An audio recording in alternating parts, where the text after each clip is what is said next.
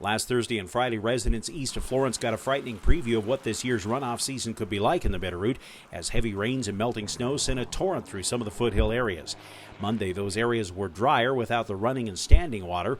However, roads and yards are showing damage, with streams bank full and promising that the hazards haven't gone that far away. Ravalli County Emergency Management says they're still getting calls of minor flooding problems, but things have calmed down a bit. And it's not that the 3 Mile or Florence areas are without their problems still. They still exist, but we're getting more calls from Hamilton south in terms of some problems same kind of problems that existed up in the Florence area. Driveways, ditches overtopping, roadways having some problems. Monday's forecast had looked like a bear with heavy rains along the Bitterroot Divide, but the actual rainfall through the day was lessened somewhat, and some of the precipitation at the higher elevations fell as snow instead of rain, and that helped. But the Bitterroot River itself is a troublesome reminder of what's to come, with as much as 17 inches of fresh snow falling this weekend up in the peaks and weeks of rainy weather ahead.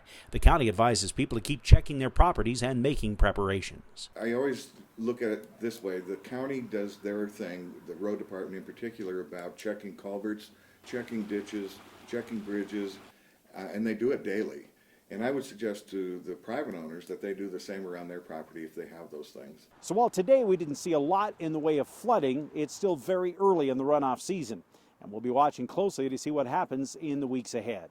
In the Bitterroot Valley, Dennis Bragg, MTN News.